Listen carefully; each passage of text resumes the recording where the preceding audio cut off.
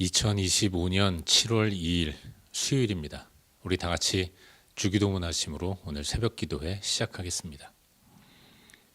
하늘에 계신 우리 아버지여, 이름이 거룩히 여김을 받으시오며 나라가 임하시오며 뜻이 하늘에서 이루어진 것 같이 땅에서도 이루어지이다.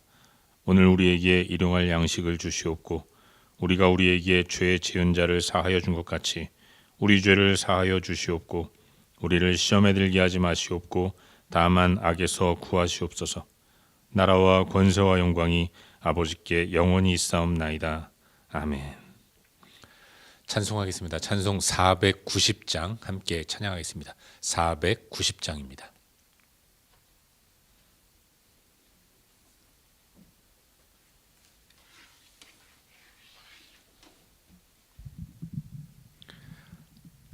(490장) 함께 찬양하겠습니다. 주여 지난밤 내 꿈에 배었으니, 우리 함께 찬양하도록 하겠습니다.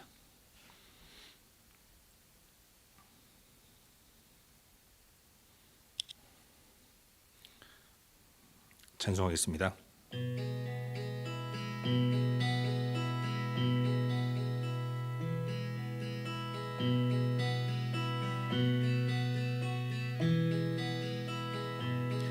주여 지난밤 내 꿈에 배었으니 그 꿈 이루어 주옵소서. 밤과 아침에 계시로 보여주사 항상 은혜를 주옵소서. 나의 놀라운 꿈 정녕 남이 끼는 장차 큰 은혜 받을 표니. 나의 놀라운 꿈 정녕 이루어져 주님 얼굴을 배우리라. 마음 괴롭고 아파서 낙심될 때 내게 소망을 주셨으며 내가 영광의 주님을 바라보니 앞길 환하게 보이도다. 나의 놀라운 꿈 정녕 남이 끼는 장차 큰 은혜 받을 표니. 나의 놀라운 꿈 정녕 이루어져 주님 얼굴을 배우리라. 세상 풍조는 나날이 변하여도 나는 내 믿음 지키리니.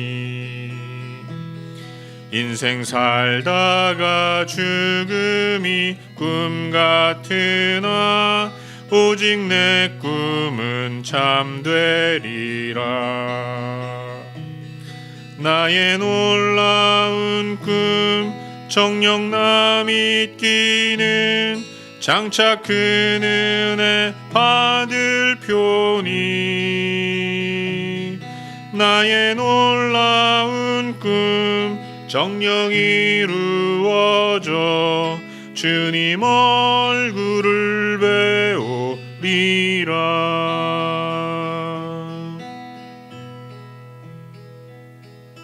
이 시간 함께 기도하겠습니다. 함께 기도할 때 오늘 하루 우리의 삶을 하나님 앞에 올려드리며 기도하기로 합니다. 하나님, 오늘도 주님의 은혜를 힘입고 살아갈 수 있도록 인도하여 주시옵소서. 주님이 주신 은혜에 감사하면서 주님이 우리 가운데 주신 천국을 소망하면서 하늘의 세계를 살아가는 복된 삶이 될 수 있도록 도와달라고 기도합시다. 하나님, 자녀로서 하늘의 세계를 소유한 자임을 고백하고 땅에 매여서 땅에서의 사람들과 똑같은 그런 삶을 사는 것이 아니라 하나님 자녀답게 천국의 삶을 살아가는 오늘 하루를 살 수 있도록 은혜를 베풀어 주시옵소서. 이 시간 우리 자신을 위해서 함께 기도하고 오늘 하루를 주님 앞에 올려드리며 기도하기로 합니다. 또한 이 시간도 하나님, 우리가 말씀 듣기로 합니다. 내 마음을 열어주시고 하나님 말씀의 은혜를 충분히 받고 그 은혜로 오늘도 승리할 수 있도록 도와주시옵소서. 이 시간 함께 한 목소리로 기도하도록 하겠습니다. 함께 기도합시다. 존귀하신 아버지,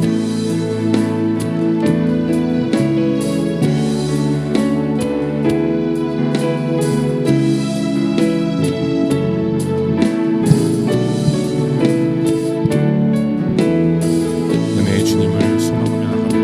오늘도 하나님 은혜 가운데 붙들려 살아갈 수 있도록 인도하시옵소서. 하루의 주님 하나의 주님을 고백하오니 주님이 저를 붙들어 주시고 선하게 인도하여 주시옵소서. 내 삶의 주인이신 하나님 앞에 온전히 엎드리고 주의 음성을 따라 잘 살아갈 수 있도록 인도하시옵소서. 받은 은혜를 가지고 살아가기를 소망하고 내 주장의 뜻이 아니라 하나님의 은혜로만 인도하심만 따라서 살아갈 수 있도록 주님 붙들어 주시고 인도하여 주시옵소서. 또한 아버지, 이 아침에도 하나님 말씀 듣기로 합니다. 우리 가운데 말씀하여 주시고 말씀의 은혜를 힘입고 나아갈 수 있도록 인도하여 주시옵소서. 존귀하신 아버지 하나님 앞에 엎드려 겸비한 마음으로 겸손하게 하나님 말씀의 은혜를 힘입어 나갈 수 있도록 주님 저에게 말씀하실 때 아멘으로 가지고 말씀을 순종하게 결단하는 이 아침이 될 수 있도록 주님 도와주시옵소서. 하나님을 부르주시옵소서.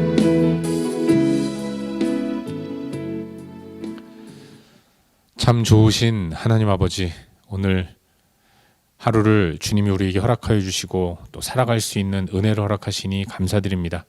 오늘도 하나님의 은혜를 힘입고 살아갈 수 있도록 인도하여 주시옵소서. 천국 백성 삼아 주셨사오니 비록 땅에 살지만 천국의 삶을 살아갈 수 있도록 인도하여 주시옵소서.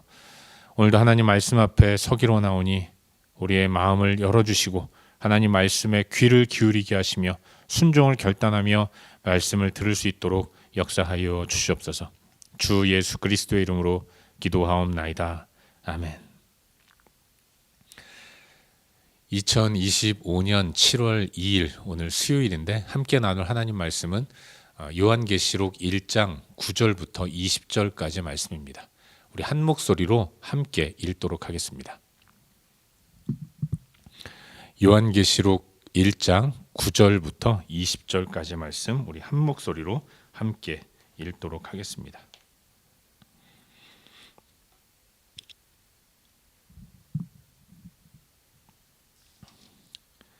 함께 읽겠습니다. 나 요한은 너희 형제요 예수의 환난과 나라와 참음에 동참하는 자라.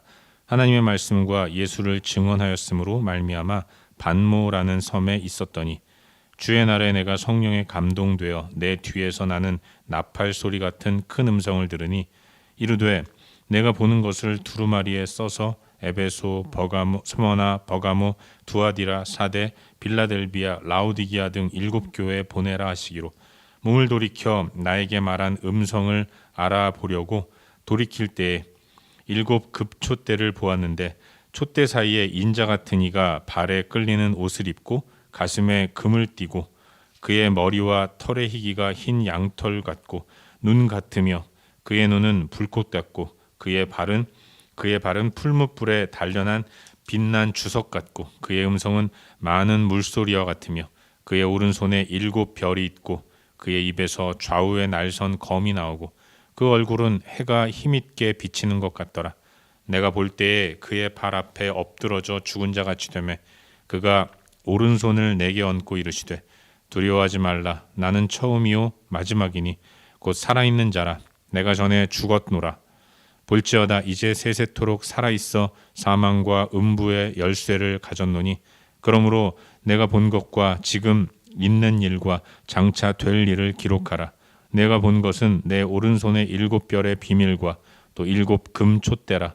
7별은 7교회의 사자요 7촛대는 7교회니라.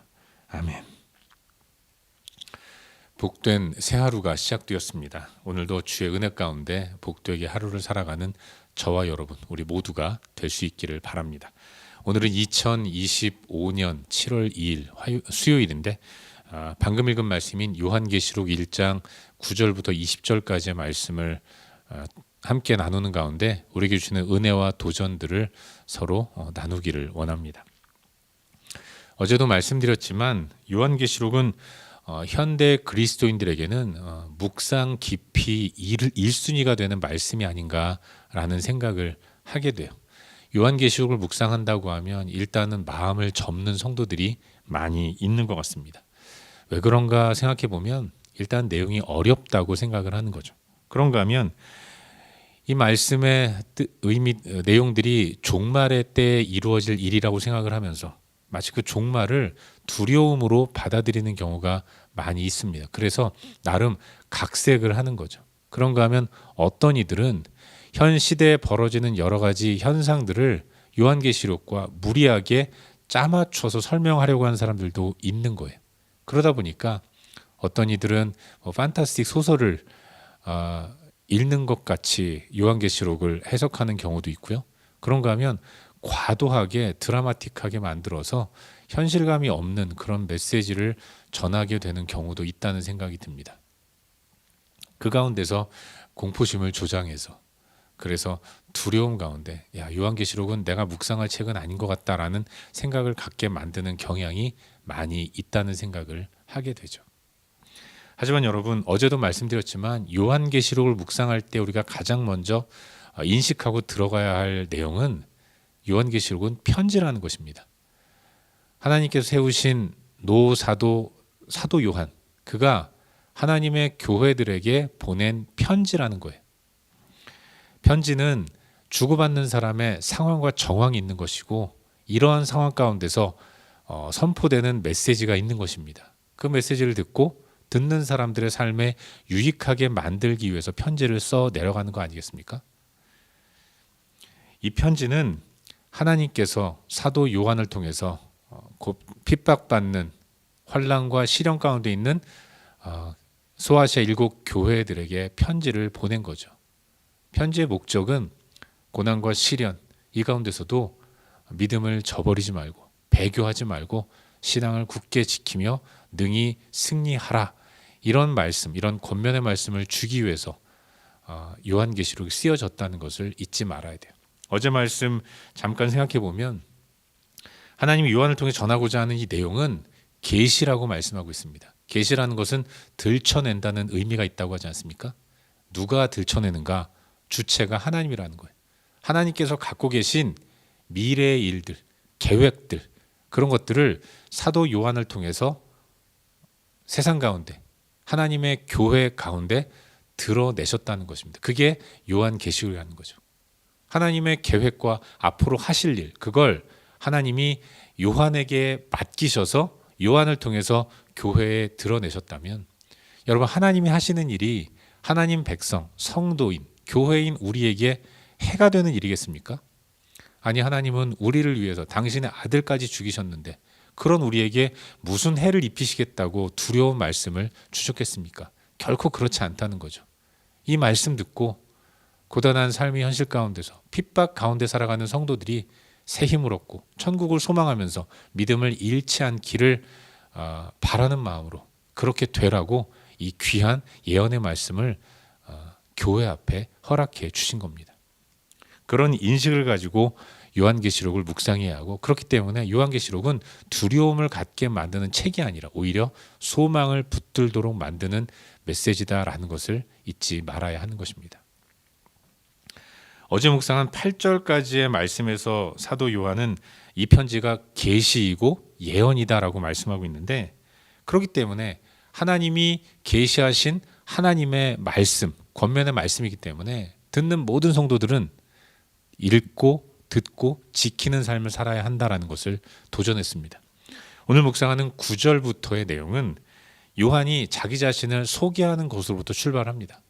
요한은 자신을 형제라고 표현하고 있어요.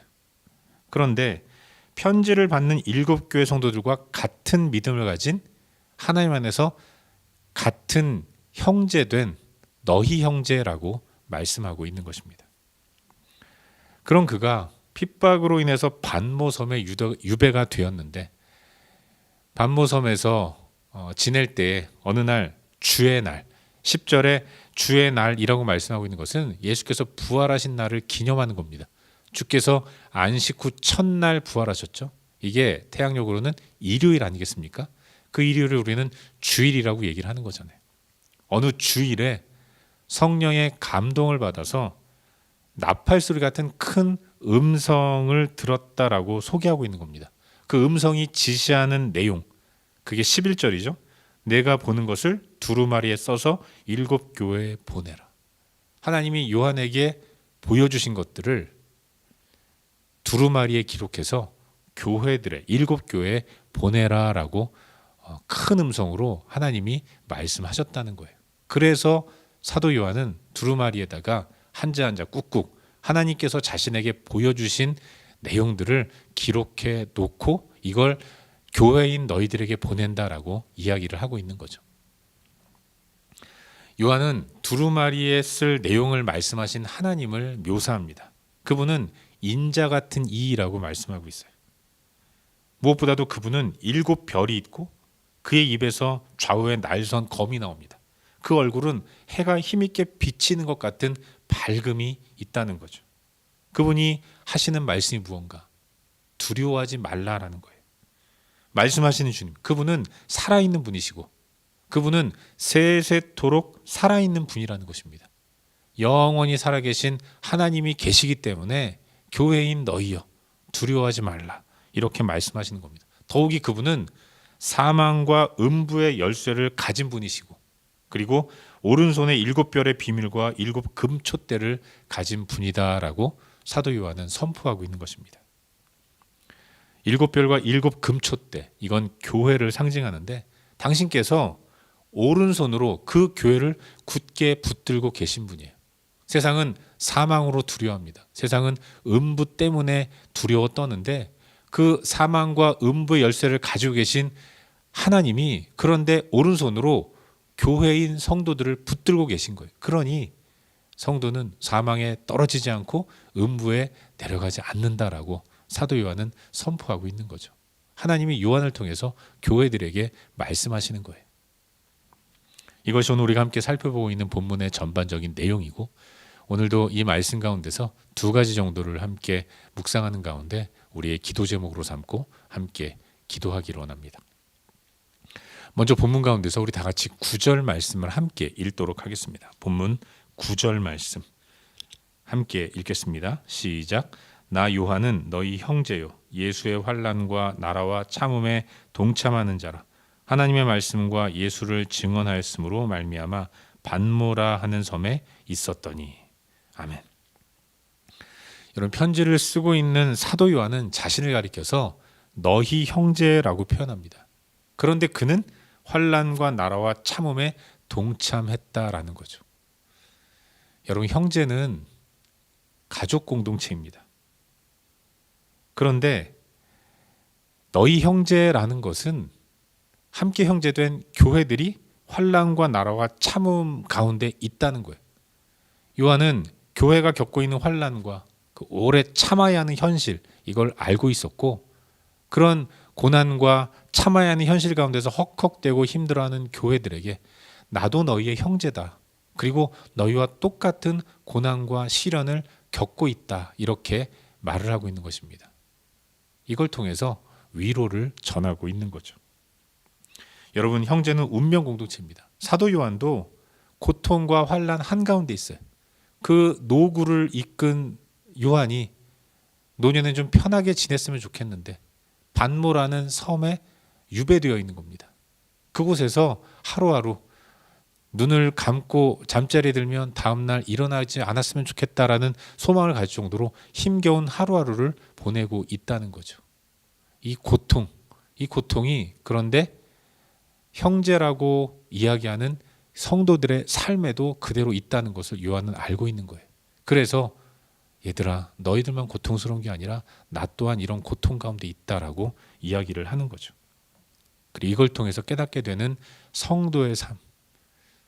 여러분, 성도의 삶은 적어도 땅에서의 삶은 환난이고 참아야 하는 현실이 끊임없이 계속되는 이 땅의 삶이라는 것을 우리는 잊지 말아야 하는 것입니다.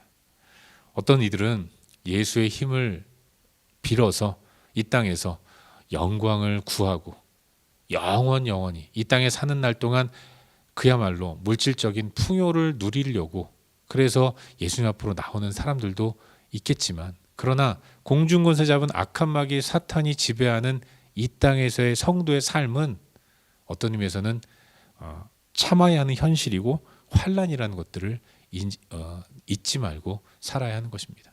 그런데 참 감사한 것은 그렇게 믿음을 지키느라고 신앙을 굳게 하면서 신앙의 삶을 살아갈 때 찾아오는 환난을 나만 겪는 게 아니라는 것입니다. 믿음의 형제들이 도처에 있다는 거죠.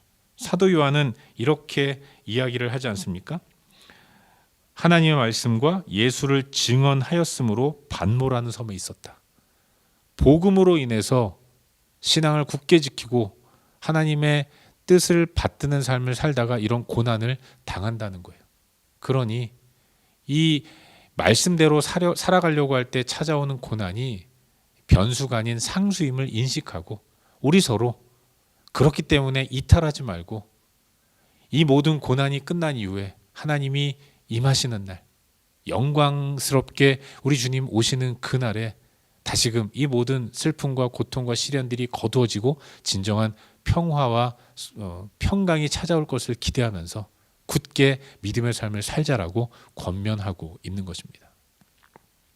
사랑하는 여러분, 하나님께서 믿음을 지키고 살아가는 우리들 가운데 동역자를 주셨습니다. 그게 같은 신앙을 가진 우리의 형제들이에요.